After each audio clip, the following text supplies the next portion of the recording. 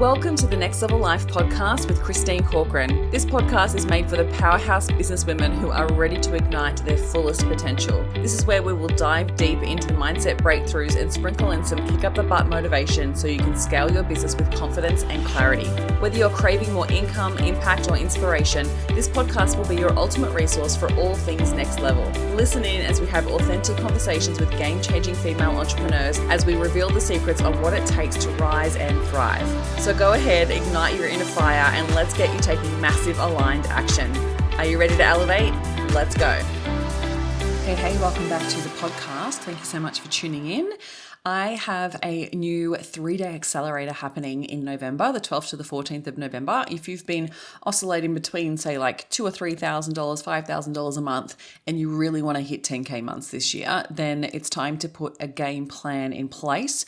Or if you are even just concerned about the December, January slump, right? You know that if you work with business owners, especially, that you know that they go on holidays or they go on break and they sometimes pause your support or they don't need your services over that time. What you do now will make such a big difference in whether you have consistent income happening over those months. And you've got to put a game plan in place. You cannot be reactive. You've got to be proactive with managing the narrative of what's happening in the space and in the market, and going and being proactive with your clients to make sure that they don't reduce their hours with you, and also changing the way that people think about investing in your services over the Christmas period. So we're going to dive into this on the Predictable 10K Months Accelerator, which is happening the 12th to the 14th of November. It's really about putting a game plan in place because when it comes to sales, you must have a plan. You cannot keep winging it. So I'd love for you to come and join me. The link is in the show notes to check it out. You can register for free. You'll get live coaching. You get support to make sure that you're implementing it specific to your business. And honestly, like everyone that joins my challenges, love them. So the way that I'm creating this one is really more about setting it up to be an accelerator rather than a specific challenge. So come and join me. It's going to be so worth your time. All right, so let's dive into today's podcast episode. Today we're talking about whether you are sabotaging your own sales. Over the years of working with women in business, I'm going to talk about the 5 things that I often see that hold women back from making consistent sales in their business. Because really at the end of the day, you are the one running your business, and majority of the time it's us. It's us that holds us back from actually making really incredible income. And so I want to talk to you about the subtleties of this and how it can show up in certain behaviors. So it's not just mindset blocks. It's definitely behaviors, beliefs, and habits that quietly chip away at your confidence, your energy, and your conversion rates. So I'm going to break down the 5 most common self-sabotaging patterns that I see in women that I work with who are really incredible at what they do. Like honestly, like I know that you are good at what you do, and now it's just time to believe it, back it with a plan, and consistently land aligned high-ticket clients. All right, number 1, mistaking marketing for sales. I see this so often, and it's honestly one of the biggest things that when people come and work with me, it's usually what they're doing. They're saying, I feel like I'm doing all the things. I'm doing all the things. I'm posting constantly. I'm networking. I'm, running my business, doing all the admin, serving my clients. But really all the things that they tell me they're doing, none of them are actually sales activities because marketing and sales are different. Okay, you need to acknowledge that. Marketing is about getting more eyes on your business. So obviously creating this space where people are paying attention to your business. Sales is actually what you do with those eyes. Are you guiding people to the next step to work with you? Are you nurturing them to trust you and to build credibility in their eyes? And then are you helping support them through the decision-making process to buy from you? There is so much more that goes into that, and people spend way too much time focusing on a marketing funnel without considering the sales element. Number 2, desperation selling. If this is you, I feel for you. It's something that everyone gets stuck in when they're in scarcity, right? When you're stressing about where you're going to find your next client, where the bank account's getting low, where you know you need to find another client, you often come from an energetic place of scarcity and lack, and you go and sell, and people can feel it, the desperation energy. Now, this can happen when you get too caught up in delivering and serving your clients and you forget about the sales activities in your business. And, you think, things are working really well. And then all of a sudden you're like, oh gosh, I need a new client. And then you jump online and you create some content, and it's all from a place of lack or desperation. This energy shift needs to happen where you get out of scarcity because it's all perception and the way that you're thinking about it, because the numbers on a screen in your bank account don't create safety. Your perception of it does. Okay. So we need to shift out of that scarcity mindset and into your grounded CEO energy of believing in what it is that you serve and believing in the value that you deliver and knowing that there is plenty of people out there who need what you have to sell. The desperation selling can really sabotage someone's business, and it's because people wait too long to put in a sales process. Because when I think about service businesses, right, if you're a service-based business owner, it usually takes about 90 days for a lead to go from cold to converted. Okay, that's if you are doing the steps to nurture them to convert.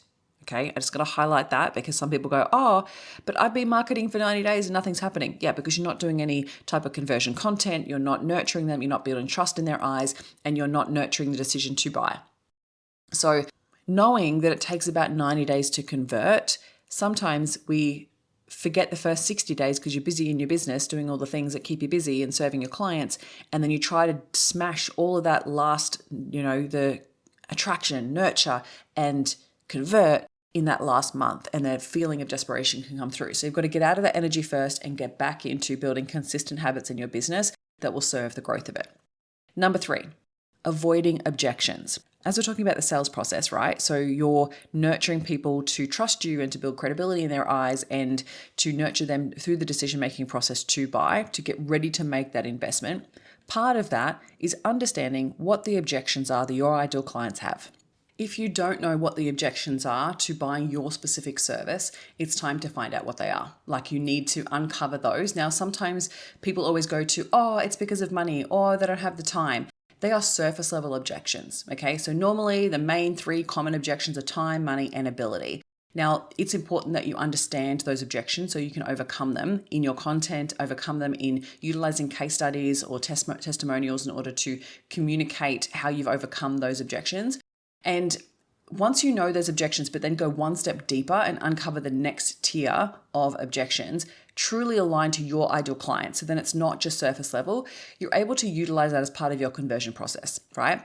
If you're avoiding objections in a few different areas, one, on sales calls, you're most likely going to get ghosted, or you'll have people say yes on the phone, but then never follow up and just completely ghost you, or they won't actually convert at all, right? So they will either ghost, or they'll be like, yeah, but I'll get back to you when it's time, or they'll say it's not the right time. Like, there'll be other those types of service level objections. It's because you haven't taken the time on the sales calls to uncover the objections and work through them with the client. And that comes down to confidence in sales process, right? So if you have never learned sales before, you can't expect yourself to know this. If you feel the fear of it and the fear of rejection, you're worried about that silence that happens on a sales call, instead of really being grounded in your service offering and grounded in the value that you deliver and grounded in your sales process, so you feel confident in it, that you know it's not about rejection and it's not about you not being able to overcome the objection. It's being able to hold space it's being able to hold space for the objection to be worked out on the call. And so if you are avoiding objections in your sales calls, in your content, even in just normal conversations you're having in DMs and things like that, it's most likely going to impact your sales. And so we want to start to build your confidence in your ability to overcome objections and even address objections. So my first suggestion here would be literally to do some market research calls to find out what are the main objections, what are the common objections your ideal client has specifically to your service offering, and start talking more about them. Okay, number 4, not having a sales plan in place at all. Right? At all. So we've got a marketing plan and we're doing all the content posting, but not actually thinking about what your sales strategy is. The market has shifted so much that people do need more nurture, and they do need to really trust you before they buy. So that means you need to be delivering more value in order for them to feel comfortable converting. Okay. So you want to consider, like, how am I further nurturing people? How am I giving of more of my expertise? How am I helping them? How am I creating quick wins for them and solving problems for them way before I ask them to buy? So when you don't have any type of sales plan in place, it's usually then you're feel completely out of control of your business and don't know how you're going to find your next client, let alone convert that next client. So we need to put a sales plan in place, right?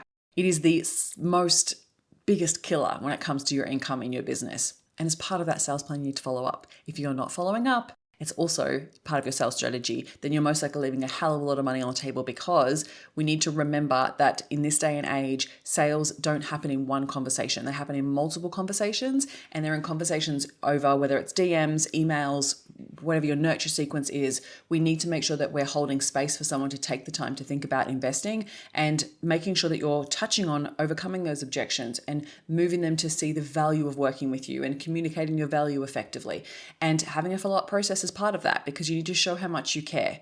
So having a plan in place and following up, because the majority of people that I work with are so fearful of the rejection, they're so fearful of being ghosted, so fearful of not even knowing how to handle that conversation, that they just don't follow up, and they leave people feeling like they don't care. It's not nice. It's not nice. So if you truly do care about your clients and the impact that you want to make with them and the outcome you want to create, the results you want to achieve with them, stay present in the conversation, stay connected. You'll more likely have a better result when it comes to the end of the month. Okay, last one, number 5, is your self-worth entanglement. We can often so closely tie our worth to our results, to our sales numbers, to our work that we do with our clients. And so we over-deliver to gain approval or validation.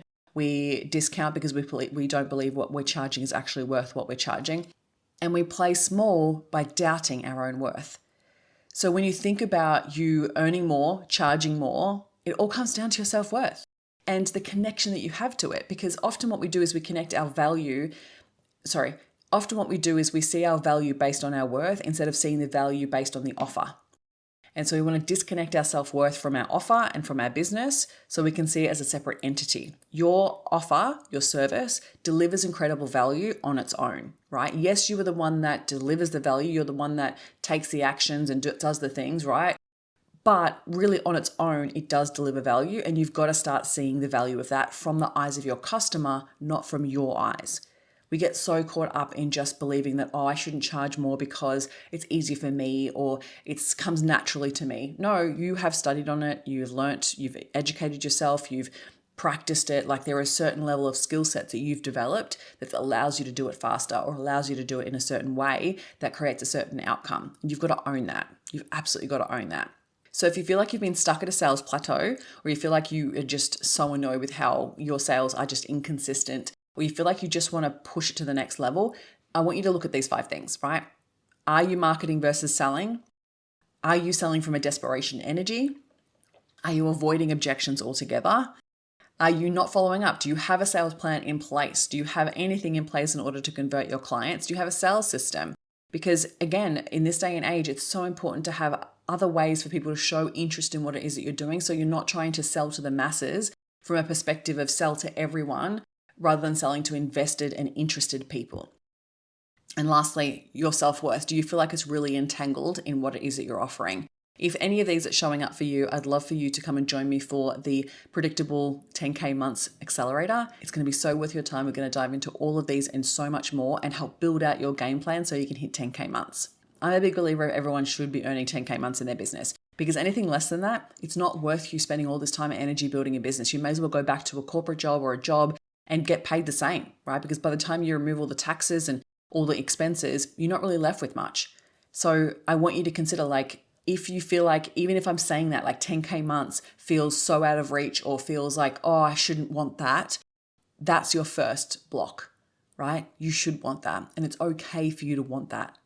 So DM me the word sales on Instagram, or if you find it's easy, jump into the show notes, click the link there and register for the accelerator and come and join me.